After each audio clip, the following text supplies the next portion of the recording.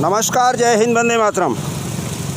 इस समय हमें आरे सेंट्रल रोड वोरी कब्रिस्तान के सामने, यहाँ पर आप देख रहे हैं आरे का जो लिंक रोड का जो सबवे है उससे थोड़ी देर पहले एक गाड़ी जो है बीच रोड में बंद पड़ गई है।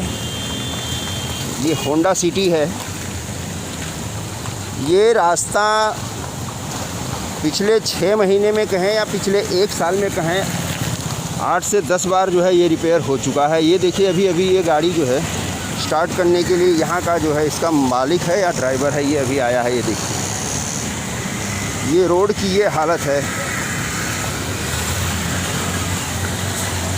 ये गाड़ी की हालत कहें यहाँ महाराष्ट्र सरकार की हालत कहें, ये कहना मुश्किल है। और ये रोड यहाँ से लेकर के अडानी पावर हाउस तक यही हाल है। ये देखिए इस पर कभी भी कोई भी गाड़ी बंद पड़ जा रही है।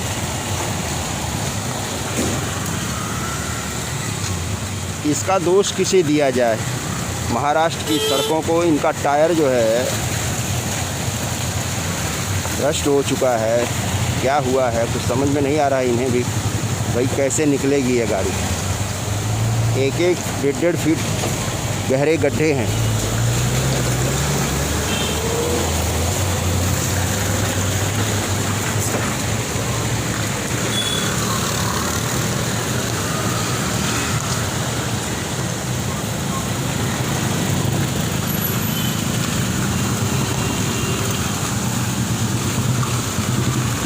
इससे आप महाराष्ट्र की सड़कों का अंदाज़ा लगा सकते हैं कि पूरे महाराष्ट्र में सड़कों की हालत क्या हुई है और बीएमसी कैसा काम कर रही है।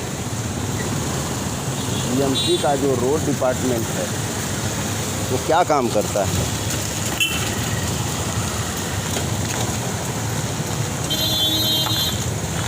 पिछले कई घंटों से ये गाड़ी बीच रोड पर पड़ी थी। अभी ये आदमी रिक्शा लेकर के आया है और कुछ कोशिश कर रहा है पर गाड़ी स्टार्ट नहीं हो रही है। लगता है इन्हें क्रेन ही मंगाना पड़ेगा। अब आप थोड़ा आगे बढ़िए, देखिए ये रोड की हालत है। अगर महाराष्ट्र सरकार या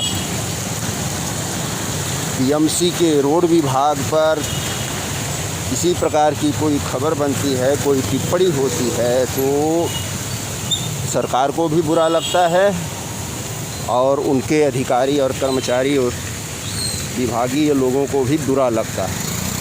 ये देख रहे हैं आज पिछली रात को पूरी रात बारिश हुई है आज,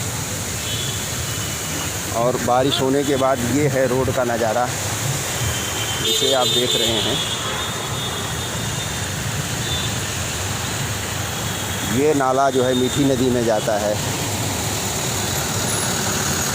ये देखिए पुलिया बह गई है। बीएमसी के अधिकारियों को इतनी भी फुर्सत नहीं है कि वो आकर के यहाँ पर देखें कि ये वाटर लॉगिंग क्यों हुई है, ये जल जमाव क्यों हुआ है। बारिश बंद हो करके कम से कम अभी तक 2-3 घंटा हो चुका है और ये रोड की हालत है। इसके आगे किसी भी 2 पहिया 3 पहिया या 4 पहिया वाहन को ये समझ में नहीं आता है कि इसके आगे खड्डा है, समतल है, क्या है। देखिए अचानक जब गाड़ी इस खड्डे में गिरती है तो सामने वाले को समझ में आता है कि मैं कहाँ चला गया।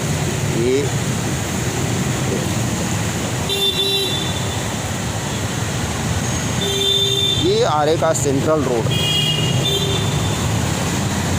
पिछले कई साल से इस रोड की यही हाल है और जो भी रिपेयरिंग का काम होता है, जहाँ टूटा रहता है वहाँ पर आकर के थोड़ा सा पेवर ब्लॉक डाल करके उसे बंद कर दिया जाता है।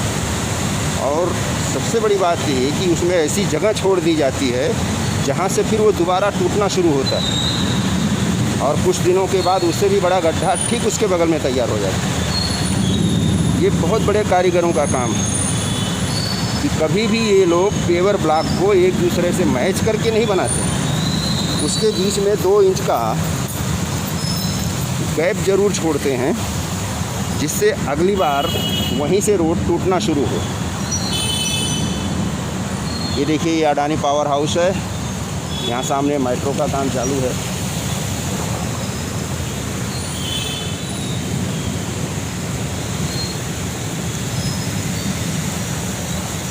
ये है यहाँ की सरकार, और मुझे तो लगता है यहाँ की ही नहीं, बहुत सारे राज्यों की सरकारों का और वहाँ की नगर पालिकाओं का, वहाँ के रोड विभाग का यही काम है कि जनता को किस तरह से मूर्ख बना करके सरकार के खजाने को मिली भगत करके किस तरह से लूटा जाए, यही इनका उद्देश्य रहता है।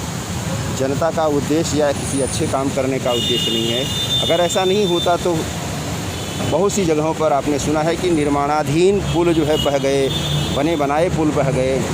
कौन सी मटेरियल, कौन सा सामान उसमें इस्तेमाल किया जाता है जो इतने घटिया क्वालिटी का होता है, इसकी आप यहाँ पर एक मिसाल देख सकते हैं। 18 न्यूज़ के लिए मैं किशोर यदुवंशी, धन्यवाद। ये ऊपर लिंकिंग रोड का नज़ारा है, JVLR लिंक रोड। आंशिक बंद के बाद देखिए ये नज़ारा है, और इसके ठीक उलट आप नीचे देखेंगे तो ये वही आरे रोड का सबवे है। यहाँ पर आप देख रहे हैं, यहाँ से पिकनिक तक पूरी गाड़ियों का जमावड़ा लगा हुआ है। अब ये टूटी हुई सड़कें यहाँ से आप स्पष्ट देख सकते हैं कि जितनी बार ये रोड बनाया गया है उतनी बार स्पष्ट दिखाई दे रहा है। हालांकि कॉन्ट्रैक्टर एक ही होता है और ये सारा कुछ सेटिंग के तहत होता है, एक दूसरे पेवर ब्लॉक को मैच नहीं किया जाता है, जिसकी वजह से ये 15 दिन में, 10 दिन में, एक हफ्ते में फिर से टूट करके एक नया काम तैयार हो जाता है। और इंजीनियर आकर के कहता है सर रोड तो टूट गया है वहाँ पर, और फिर जो है कॉन्ट्रैक्टर को काम दिया जाता है। इस तरह से ये भ्रष्टाचार का सिलसिला इसी तरह से चलता रहता है। आइए हम दिखाते हैं कि किस तरह से लिंक रोड पर ट्रैफिक जाम है और महाराष्ट्र सरकार या केंद्र सरकार कोरोना का बहाना बना करके किस तरह से जनता को ट्रेन से वंचित कर रखी है, जिसके लिए कई लोगों ने जगह जगह पर धरना और प्रदर्शन करना शुरू कर दिया है। उसका कारण ये है कि जो लोग ट्रेन से अपना आने जाने का काम कर लिया करते थे, आज वो मजबूर हैं और या तो रिक्शे से जा रहे हैं या तो अपने निजी वाहन से। इसका कारण ये हो रहा है कि काम तो करना ही है, कैसे भी करने। निजी वाहन जो है उनका इतना खर्चा हो जा रहा है तेल का, पेट्रोल का, कि एक आम आदमी अपने वाहन से जाएगा तो उसकी पूरी पगार जो है पेट्रोल डीजल के खर्चे में ख़त्म हो जा रही है।